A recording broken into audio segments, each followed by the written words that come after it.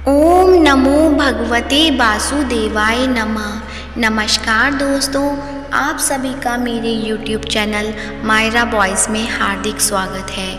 आज की इस वीडियो में हम आपको बृहस्पतिवार व्रत कथा सुनाएंगे। कथा सुनने से पहले आप सभी से मेरा अनुरोध है, कमेंट बॉक्स में जय बृहस्पति देव जरूर लिखें।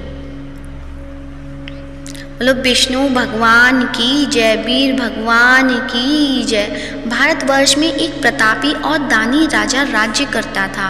वह नित्य गरीबों और ब्राह्मणों की सहायता करता था। यह बात उसकी रानी को अच्छी नहीं लगती थी। वह ना ही गरीबों को दान देती, ना ही भगवान का पूजन करती थी और राजा को भी दान देने से मना किया करती थी।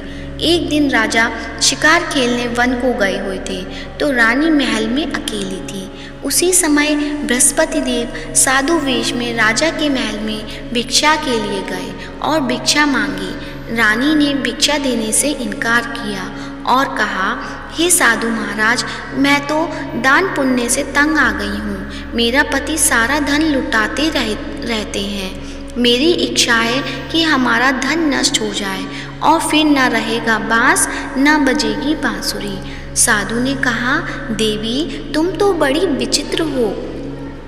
धन संतान तो सभी चाहते हैं, पुत्र और लक्ष्मी तो पापी के घर भी होनी चाहिए। यदि तुम्हारे पास अधिक धन है तो भूखों को भोजन दो, प्यासों के लिए प्याऊ बनवाओ, मुसाफिरों के लिए धर्मशालाएं खुलवाओ। जो निर्धन अपनी कुंवारी कन्याओं का विवाह नहीं कर सकते उनका विवाह करा दो। ऐसे और कई काम हैं जिनके करने से तुम्हारा यश लोक परलोक में फैलेगा। परंतु रानी पर उपदेश का कोई प्रभाव न पड़ा। वह बोली, महाराज आप मुझे कुछ न समझाएं। मैं ऐसा धन नहीं चाहती जो हर जगह बांटती फिरूं। साधु ने उत्तर दिया, यदि तुम्हारी ऐसी इच्छा है तो तथास्तु। तुम ऐसा करना कि बृहस्पतिवार को घर लीपकर पीली मिट्टी से अपना सिर धोकर स्नान करना, भट्टी चढ़ाकर कपड़े धोना। ऐसा करने से तुम्हारा सारा धन नष्ट हो जाएगा। इतना कहकर वह साधु महाराज वहाँ से अलोप हो गए। साधु के अनुसार कई बातों को पूरा करते हुए रानी को केवल 3 बृहस्पतिवार ही बीते थे कि उसकी समस्त धन संपत्ति नष्ट हो गई। भोजन के लिए राजा का परिवार तरसने लगा। तब एक दिन राजा ने रानी से बोला कि हे रानी, तुम यहीं रहो, मैं दूसरे देश को जाता हूँ, क्योंकि यहाँ पर सभी लोग मुझे जानते हैं, इसलिए मैं कोई छोटा कार्य नहीं कर सकता। ऐसा कहकर राजा परदेश चला गया। वहाँ वह जंगल से लकड़ी काट कर लाता और शहर में बेचता। इस तरह वह अपना जीवन व्यतीत करने लगा। इधर राजा के परदेश जाते ही रानी और दासी दुखी रहने लगी। एक बार जब रानी और दासी को 7 दिन तक बिना भोजन के रहना पड़ा तो रानी ने अपनी दासी से कहा, हे दासी, पास ही के नगर में मेरी बहन रहती है, वह बड़ी धनवान है, तो उसके पास जा और कुछ ले आ ताकि थोड़ी बहुत गुजर बसर हो जाए। दासी रानी की बहन के पास गई। उस दिन गुरुवार था और रानी की बहन उस समय बृहस्पतिवार के व्रत की कथा सुन रही थी। दासी ने रानी की बहन को अपनी रानी का संदेश दे दिया, लेकिन रानी की बड़ी बहन ने कोई उत्तर नहीं दिया। जब दासी को रानी की बहन से कोई उत्तर नहीं मिला तो वह बहुत दुखी हुई और क्रोध भी आया। दासी ने वापस आकर रानी को सारी बात बता दी। सुनकर रानी ने अपने भाग्य को कोसा। उधर रानी की बहन ने सोचा कि मेरी बहन की दासी आई थी, परंतु मैं उससे नहीं बोली, इससे वह बहुत दुखी हुई होगी। कथा सुनकर और पूजन समाप्त करके वह अपनी बहन के घर आई और कहने लगी, हे बहन, मैं बृहस्पतिवार का व्रत कर रही थी। तुम्हारी दासी मेरे घर आई थी, परंतु जब तक कथा होती है तब तक ना तो उठते हैं और ना ही बोलते हैं, इसलिए मैं नहीं बोली। कहो दासी क्यों गई थी? रानी बोली, बहन तुमसे क्या छिपाऊं, हमारे घर में खाने तक को अनाज नहीं था। ऐसा कहते कहते रानी की आंखें भर आईं। उसने दासी समेत पिछले 7 दिनों से भूखे रहने तक की बात अपनी बहन को विस्तार पूर्वक सुना दी। रानी की बहन बोली, देखो बहन, भगवान बृहस्पति देव सबकी मनोकामना पूर्ण करते हैं। देखो, शायद तुम्हारे घर में अनाज रखा हो। पहले तो रानी को विश्वास नहीं हुआ, पर बहन के आग्रह करने पर उसने अपनी दासी को अंदर भेजा तो उसे सचमुच अनाज से भरा एक घड़ा मिल गया। यह देखकर दासी को बड़ी हैरानी हुई। दासी रानी से कहने लगी, हे रानी, जब हमको भोजन नहीं मिलता तो हम व्रत ही तो करते हैं, इसलिए क्यों ना इनसे व्रत और कथा की विधि पूछ ली जाए ताकि हम भी व्रत कर सकें। तब रानी ने अपनी बहन से बृहस्पतिवार का व्रत करने के बारे में पूछा। उसकी बहन ने बताया, बृहस्पतिवार के व्रत में चने की दाल और मुनक्का से विष्णु भगवान का केले की जड़ में पूजन करें तथा दीपक जलाएं, व्रत कथा सुने और पीला भोजन ही करें। इससे बृहस्पति देव प्रसन्न होते हैं। व्रत और पूजन विधि बताकर रानी की बहन अपने घर लौट आई। 7 दिन के बाद जब गुरुवार आया तो रानी और दासी ने व्रत रखा। गुड़साल में जाकर चना और गुड़ लेकर आई, फिर उससे केले की जड़ तथा विष्णु भगवान का पूजन किया। अब पीला भोजन कहाँ से आए, इस बात को लेकर दोनों बहुत दुखी थे। क्योंकि उन्होंने व्रत रखा था, इसलिए बृहस्पति देव उनसे प्रसन्न थे। इसलिए वे एक साधारण व्यक्ति का रूप धारण कर 2 थालों में सुंदर पीला भोजन दासी को दे गए। भोजन पाकर दासी प्रसन्न हुई और फिर रानी के साथ मिलकर भोजन ग्रहण किया। उसके बाद वे सभी गुरुवार को व्रत और पूजन करने लगे। बृहस्पति भगवान की कृपा से उनके पास फिर से धन संपत्ति आ गई, परंतु रानी फिर से पहले की तरह आलस्य करने लगी। तब दासी बोली, देखो रानी, तुम पहले भी इस प्रकार आलस्य करती थी। तुम्हें धन रखने में कष्ट होता है, इस कारण सभी धन नष्ट हो गया, और अब जब भगवान बृहस्पति की कृपा से धन मिला है तो तुम्हें फिर से आलस्य होता है। रानी को समझाते हुए दासी कहती है कि बड़ी मुसीबतों के बाद हमने यह धन पाया है, इसलिए हमें दान पुण्य करना चाहिए, भूखे मनुष्य को भोजन कराना चाहिए और धन को शुभ कार्यों में खर्च करना चाहिए, जिससे तुम्हारे कुल का यश बढ़ेगा, स्वर्ग की प्राप्ति होगी और पितृ प्रसन्न होंगे। दासी की बात मानकर रानी अपना धन शुभ कार्यों में खर्च करने लगी, जिससे पूरे नगर में उसका यश फैलने लगा। बृहस्पतिवार व्रत कथा के बाद श्रद्धा के साथ आरती की जानी चाहिए।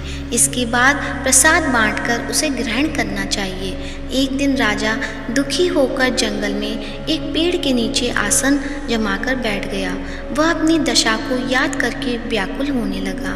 बृहस्पतिवार का दिन था। एकाएक उसने देखा कि निर्जन वन में एक साधु प्रकट हुए। वह साधु वेश में स्वयं बृहस्पति देवता थे। लकड़हारे के सामने आकर बोले, हे लकड़हारे, इस सुनसान जंगल में तू चिंता मग्न क्यों बैठा है? लकड़हारे ने दोनों हाथ जोड़कर प्रणाम किया और उत्तर दिया, महात्मा जी, आप सब कुछ जानते हैं, मैं क्या कहूँ? यह कहकर रोने लगा और साधु को अपनी आत्मकथा सुनाई। महात्मा जी ने कहा, तुम्हारी स्त्री ने बृहस्पति के दिन बृहस्पति भगवान का निरादर किया है, जिसके कारण रुष्ट होकर उन्होंने तुम्हारी यह दशा कर दी। अब तुम चिंता को दूर करके मेरे कहने पर चलो, तुम्हारे सब कष्ट दूर हो जाएंगे और भगवान पहले से भी अधिक संपत्ति देंगे। तुम बृहस्पतिवार के दिन कथा किया करो। 2 पैसे के चने मुनक्का लाकर उसका प्रसाद बनाओ और शुद्ध जल से लोटे में शक्कर मिलाकर अमृत तैयार करो। कथा के पश्चात अपने सारे परिवार और सुनने वाले प्रेमियों में अमृत व प्रसाद बांटकर आप भी ग्रहण करो। ऐसा करने से भगवान तुम्हारी सब मनोकामनाएं पूरी करेंगे। साधु के ऐसे वचन सुनकर लकड़हारा बोला, हे प्रभु, मुझे लकड़ी बेचकर इतना पैसा नहीं मिलता जिससे भोजन के उपरांत कुछ बचा सकूं। मैंने रात्रि में अपनी स्त्री को व्याकुलता देखा है। मेरे पास कुछ भी नहीं जिससे मैं उसकी खबर मंगा सकूं। साधु ने कहा, हे लकड़हारे, तुम किसी बात की चिंता मत करो। बृहस्पति के दिन तुम रोजाना की तरह लकड़ियां लेकर शहर को जाओ। तुमको रोज से दुगना धन प्राप्त होगा, जिससे तुम भली भांति भोजन कर लोगे तथा बृहस्पति देव की पूजा का सामान भी आ जाएगा। इतना कहकर साधु अंतर ध्यान हो गए। धीरे धीरे समय बीतता होने पर भी फिर वही बृहस्पतिवार का दिन आया। लकड़हारा जंगल से लकड़ी काटकर किसी शहर में बेचने गया। उसे उस दिन और दिन से भी अधिक पैसा मिला। राजा ने चना गुड़ आदि लाकर गुरुवार का व्रत किया। उस दिन से उसके सभी क्लेश दूर हुए। परंतु जब दोबारा गुरुवार का दिन आया तो बृहस्पतिवार का व्रत करना भूल गया। इस कारण बृहस्पति भगवान नाराज हो गए। उस दिन उस नगर के राजा ने विशाल यज्ञ का आयोजन किया तथा शहर में यह घोषणा करा दी कि कोई भी मनुष्य अपने घर में भोजन न बनावे, न आग जलावे। समस्त जनता मेरे यहाँ भोजन करने आवे। इस आज्ञा को जो न मानेगा उसे फांसी की सजा दी जाएगी। इस तरह की घोषणा संपूर्ण नगर में करवा दी। राजा की आज्ञा अनुसार शहर के सभी लोग भोजन करने गए, लेकिन लकड़हारा कुछ देर से पहुंचा। इसलिए राजा उसको अपने साथ घर लिवा ले गए और ले जाकर भोजन करा रहे थे तो रानी की दृष्टि उस खूंटी पर पड़ी जिस पर उसका हार लटका हुआ था। वह वहां पर दिखाई नहीं दिया। रानी ने निश्चय किया कि मेरा हार इस मनुष्य ने चुरा लिया है। उसी समय सिपाहियों को बुलाकर उसको कारागार में डलवा दिया। जब लकड़हारा कारागार में पड़ गया और बहुत दुखी होकर विचार करने लगा कि न जाने कौन से पूर्व जन्म के कर्म से मुझे यह दुख प्राप्त हुआ है, और उसी साधु को याद करने लगा जो कि जंगल में मिला था। उसी समय तत्काल बृहस्पति देव साधु के रूप में प्रकट हुए और उसकी दशा को देखकर कहने लगे, अरे मूर्ख, तूने बृहस्पति देव की कथा नहीं करी, इस कारण मुझे दुख प्राप्त हुआ है। अब चिंता मत कर। बृहस्पतिवार के दिन कारागार के दरवाजे पर 4 पैसे पड़े मिलेंगे। उससे तू बृहस्पति देव की पूजा करना तो सभी कष्ट दूर हो जाएंगे। बृहस्पति के दिन उसे 4 पैसे मिले। लकड़हारे ने कथा कही। उसी रात्रि को बृहस्पति देव ने उस नगर के राजा को स्वप्न में कहा, हे राजा, तुमने जिस आदमी को कारागार में बंद कर दिया गया है वह निर्दोष है, वह राजा है, उसे छोड़ देना। रानी का हार उसी खूंटी पर लटका है। अगर तू ऐसा नहीं करेगा तो मैं तेरे राज्य को नष्ट कर दूंगा। इस तरह रात्रि के स्वप्न को देखकर राजा प्रातःकाल उठा और खूंटी पर हार देखकर लकड़हारे को बुलाकर क्षमा मांगी और लकड़हारे को योग्य सुंदर वस्त्र आभूषण देकर विदा कर दिया। बृहस्पति देव की आज्ञा अनुसार लकड़हारा अपने नगर को चल दिया। राजा जब अपने नगर के निकट पहुंचा तो उसे बड़ा आश्चर्य हुआ। नगर में पहले से भी अधिक बाग, तालाब, कुएं, बहुत सी धर्मशाला, मंदिर आदि बन गई हैं। राजा ने पूछा, यह किसका बाग और धर्मशाला है? तब नगर के सब लोग कहने लगे, यह सब रानी और दासी का है। उन्हें आश्चर्य हुआ और गुस्सा भी आया। जब रानी ने यह खबर सुनी कि राजा आ रहे हैं तो उन्होंने बांदी से कहा कि हे दासी, देख, राजा हमको कितनी बुरी हालत में छोड़ गए थे। हमारी ऐसी हालत देखकर वह लौट ना जाए, इसलिए तू दरवाजे पर खड़ी हो जा। आज्ञानुसार दासी दरवाजे पर खड़ी हो गई। राजा आए, उन्हें अपने साथ लेवा लाई। तब राजा ने क्रोध करके अपनी रानी से पूछा कि यह धन कैसे प्राप्त हुआ है। तब उन्होंने कहा, हमें यह सब धन बृहस्पति देव की इस व्रत कथा से प्राप्त हुआ है। राजा ने निश्चय किया कि 7 रोज बाद तो सभी बृहस्पति देव का पूजन करते हैं, परंतु मैं प्रतिदिन दिन में 3 बार कहानी तथा रोज व्रत किया करूँगा। अब हर समय राजा के दुपट्टे में चने की दाल बंधी रहती तथा दिन में 3 बार कहानी कहता। एक रोज राजा ने विचार किया कि चलो अपनी बहन के यहाँ हो आवे। इस तरह निश्चय कर राजा घोड़े पर सवार होकर अपनी बहन के यहाँ को चलने लगा। मार्ग में उसने देखा कि कुछ आदमी एक मुर्दे के लिए जा रहे हैं। उन्हें रोककर राजा कहने लगा, अरे भाइयों, मेरी बृहस्पति देव की कहानी सुन लो। वे बोले, लो, हमारा तो आदमी मर गया, इनको अपनी कथा की पड़ी है। परंतु कुछ आदमी बोले, अच्छा कहो, हम तुम्हारी कथा भी सुनेंगे। राजा ने दाल निकाली और जब कथा आदि हुई कि मुर्दा हिलने लग गया, और जब कथा समाप्त हो गई तो राम राम करके मनुष्य उठकर खड़ा हो गया। आगे मार्ग में उसे एक किसान खेत में हल चलाता मिला। राजा ने उसे देख और उससे बोला, अरे भैया, तुम मेरी बृहस्पतिवार की कथा सुन लो। किसान बोला, जब तक मैं तेरी कथा सुनूंगा तब तक 4 हरिया जोत लूँगा। जा अपनी कथा किसी और को सुनाना। इस तरह राजा आगे चलने लगा। राजा के हटते ही बैल पछाड़ खाकर गिर गए तथा किसान के पेट में बड़ी जोर का दर्द होने लगा। उस समय उसकी माँ रोटी लेकर आई। उसने जब यह देखा तो अपने पुत्र से सब हाल पूछा और बेटे ने सभी हाल कह दिया। तो बुढ़िया दौड़ी दौड़ी उस घुड़सवार के पास गई और उससे बोली कि मैं तेरी कथा सुनूंगी, तो अपनी कथा मेरे खेत पर चलकर ही कहना। राजा ने बुढ़िया के खेत पर जाकर कथा कही, जिसके सुनते ही वह बैल उठ खड़े हुए तथा किसान के पेट का दर्द भी बंद हो गया। राजा अपनी बहन के घर पहुंचा। बहन ने भाई की खूब मेहमानी की। दूसरे रोज प्रातःकाल राजा जगा तो वह देखने लगा कि सब लोग भोजन कर रहे हैं। राजा ने अपनी बहन से कहा, ऐसा कोई मनुष्य है जिसने भोजन नहीं किया हो? मेरी बृहस्पतिवार की कथा सुन ले। बहन बोली, हे भैया, यह देश ऐसा ही है कि पहले यहाँ लोग भोजन करते हैं, बाद में अन्य काम करते हैं। अगर कोई पड़ोस में हो तो देख आऊं। वह ऐसा कहकर देखने चली गई, परंतु उसे कोई भी ऐसा व्यक्ति नहीं मिला जिसने भोजन ना किया हो। अतः वह एक कुम्हार के घर गई जिसका लड़का बीमार था। उसे मालूम हुआ कि उसके यहाँ 3 रोज से किसी ने भोजन नहीं किया है। रानी ने अपने भाई की कथा सुनने के लिए कुम्हार से कहा। वह तैयार हो गया। राजा ने जाकर बृहस्पतिवार की कथा कही, जिसको सुनकर उसका लड़का ठीक हो गया। अब तो राजा की प्रशंसा होने लगी। एक रोज राजा ने अपनी बहन से कहा कि हे बहन, हम अपने घर जाएंगे, तुम भी तैयार हो जाओ। राजा की बहन ने अपनी सास से कहा। सास ने कहा, हाँ चली जा, परंतु अपने लड़के को मत ले जाना, तेरे भाई की कोई औलाद नहीं है। बहन ने अपने भैया से कहा, हे भैया, मैं तो चलूँगी पर बालक नहीं जाएगा। राजा बोला, जब कोई बालक नहीं चलेगा तब तुम ही क्या करोगी? बड़े दुख मन से राजा अपने नगर को लौट आया। राजा ने अपनी रानी से कहा, हम निर्वंशी हैं, हमारा मुंह देखने का धर्म नहीं है और कुछ भोजन आदि नहीं किया। रानी बोली, हे प्रभु, बृहस्पति देव ने हमें सब कुछ दिया है, वह हमें औलाद अवश्य देंगे। उसी रात बृहस्पति देव ने राजा से स्वप्न में कहा, हे राजा, उठ, सभी सोच त्याग दे, तेरी रानी गर्भ से है।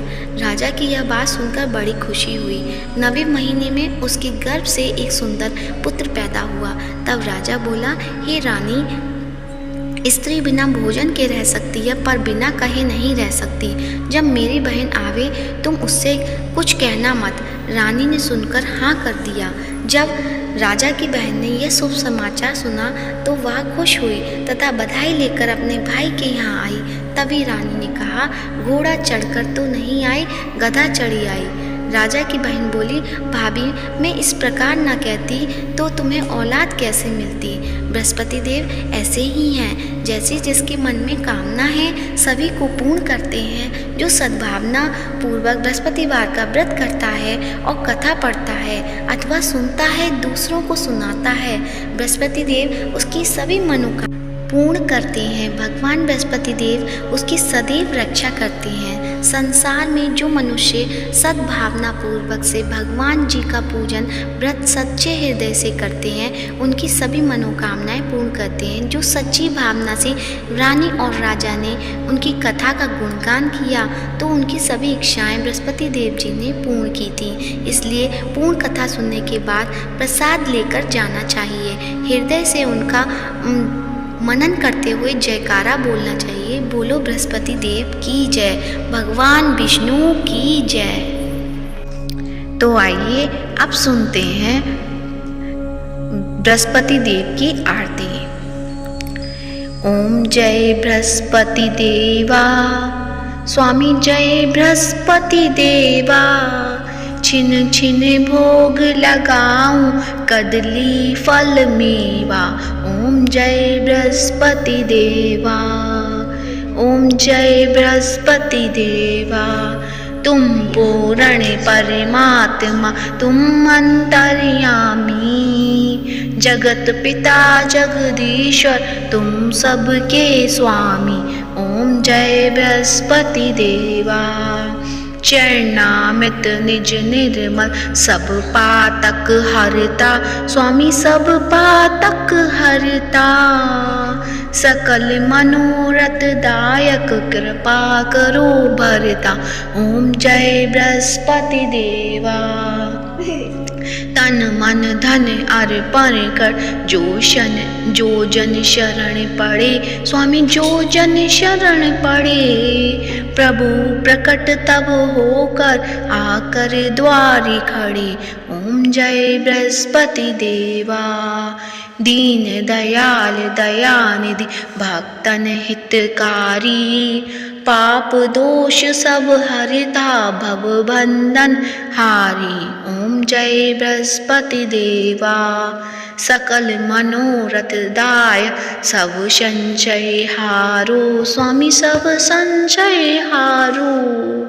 विषय विकार मिटाओ संतन सुखकारी, ओम जय बृहस्पति देवा।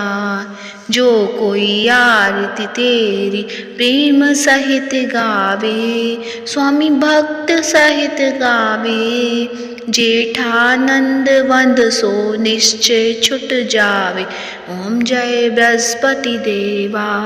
स्वामी जय बृहस्पति देवा, स्वामी जय बृहस्पति देवा।